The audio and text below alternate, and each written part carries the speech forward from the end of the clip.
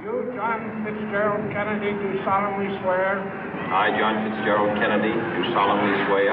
That you will faithfully execute the office of President of the United States. That I will faithfully execute the office of President of the United States. And will, to the best of your ability. And will, to the best of my ability. Preserve, protect, and defend the Constitution of the United States. Preserve, protect, and defend the Constitution of the United States. So help you God. So help me God.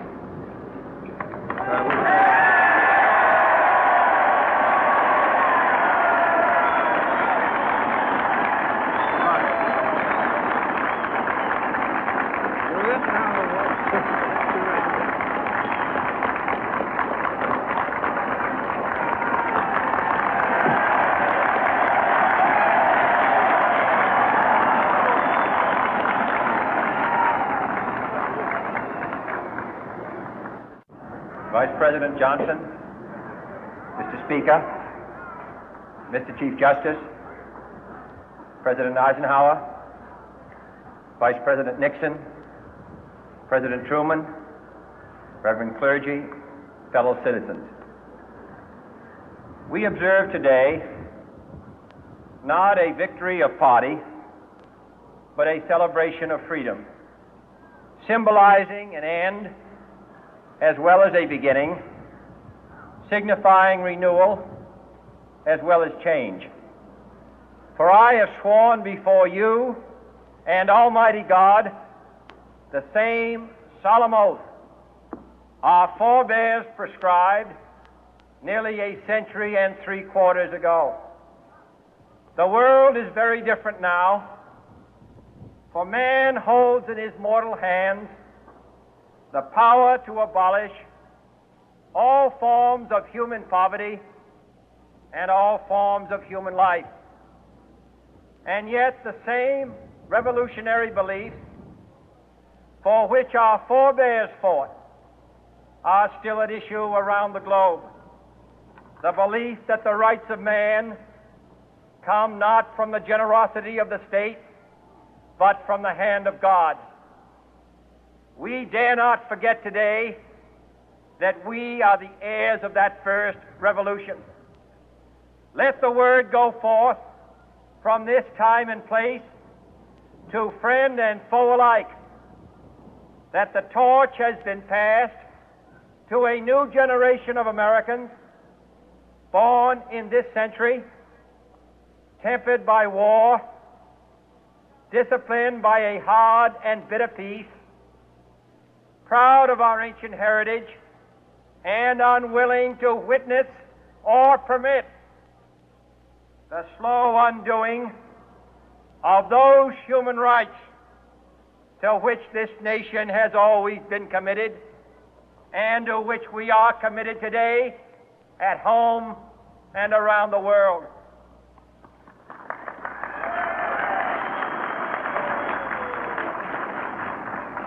Let every nation know, whether it wishes us well or ill, that we shall pay any price, bear any burden, meet any hardship, support any friend, oppose any foe to assure the survival and the success of liberty.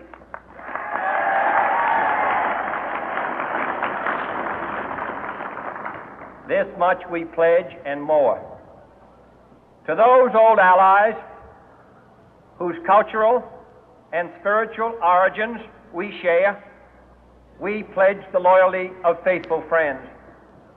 United, there is little we cannot do in a host of cooperative ventures.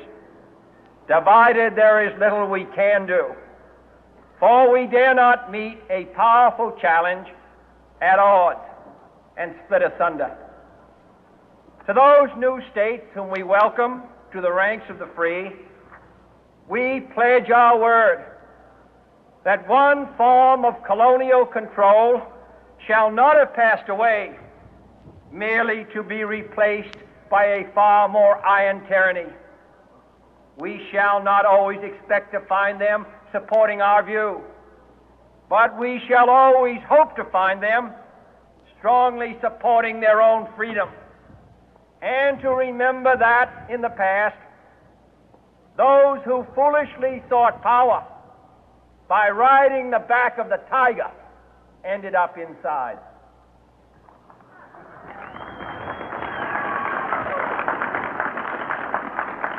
To those people in the huts and villages of half the globe struggling to break the bonds of mass misery, we pledge our best efforts to help them help themselves for whatever period is required, not because the communists may be doing it, not because we seek their votes, but because it is right. If a free society cannot help the many who are poor, it cannot save the few who are rich.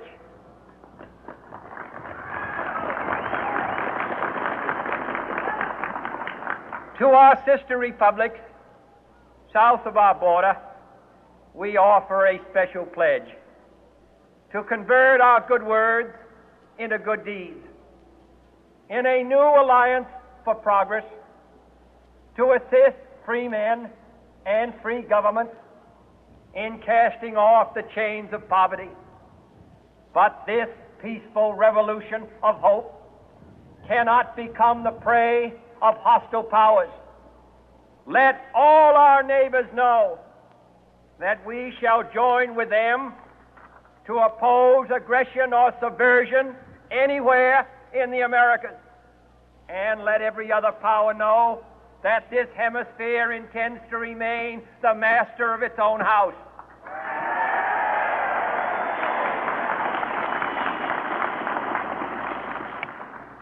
To that World Assembly of Sovereign States, the United Nations, our last best hope, in an age where the instruments of war have far outpaced the instruments of peace, we renew our pledge of support to prevent it from becoming merely a forum for invective, to strengthen its shield of the new and the weak, and to enlarge the area in which its writ may run.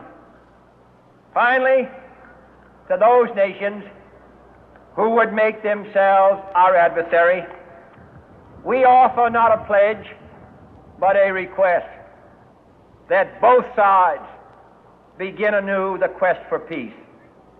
Before the dark powers of destruction, unleashed by science, engulf all humanity in planned or accidental self-destruction, we dare not tempt them with weakness, for only when our arms are sufficient beyond doubt can we be certain beyond doubt that they will never be employed.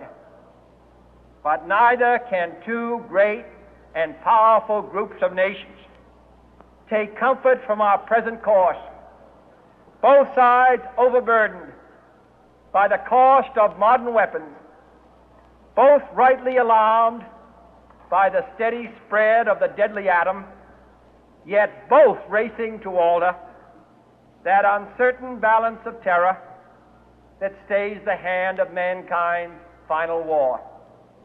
So let us begin anew, remembering on both sides that civility is not a sign of weakness, and sincerity is always subject to proof. Let us never negotiate out of fear, but let us never fear to negotiate.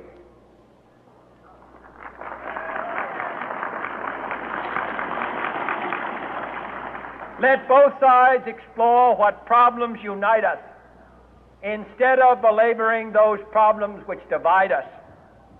Let both sides, for the first time, formulate serious and precise proposals for the inspection and control of arms, and bring the absolute power to destroy other nations under the absolute control of all nations.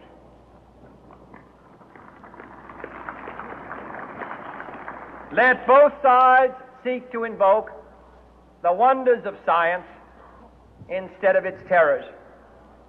Together, let us explore the stars, conquer the deserts, eradicate disease, tap the ocean depth, and encourage the arts and commerce. Let both sides unite to heed in all corners of the earth the command of Isaiah to undo the heavy burden and let the oppressed go free.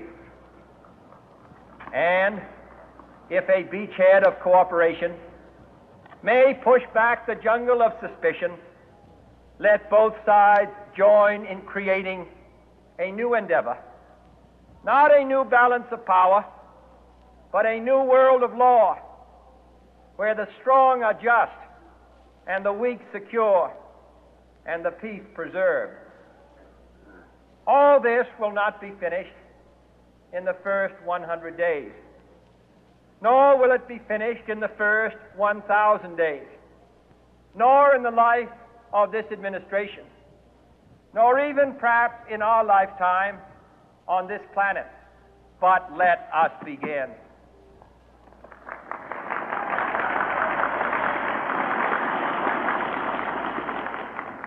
In your hands, my fellow citizens, more than mine, will rest the final success or failure of our course. Since this country was founded, each generation of Americans has been summoned to give testimony to its national loyalty. The graves of young Americans who answered the call to service surround the globe. Now the trumpet summons us again, not as a call to bear arms, though arms we need, not as a call to battle, though in battle we are, but a call to bear the burden of a long twilight struggle, year in and year out, rejoicing in hope, patient in tribulation, a struggle against the common enemies of man, tyranny, poverty, disease, and war itself. Can we forge against these enemies a grand and global alliance, north and south, east and west, that can assure a more fruitful life for all mankind? Will you join in that historic effort?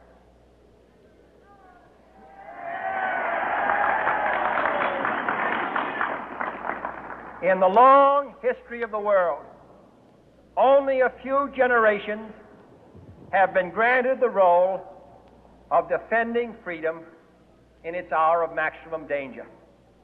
I do not shrink from this responsibility. I welcome it.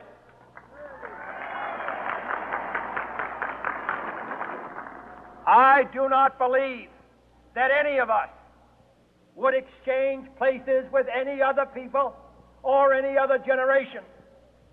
The energy, the faith, the devotion which we bring to this endeavor will light our country and all who serve it. And the glow from that fire can truly light the world. And so, my fellow Americans, ask not what your country can do for you. Ask what you can do for your country.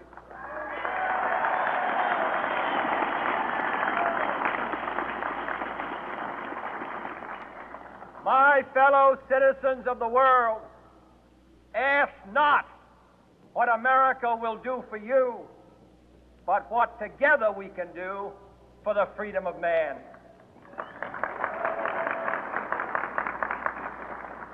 Finally, whether you are citizens of America or citizens of the world, ask of us here the same high standards of strength and sacrifice which we ask of you. With a good conscience, our only sure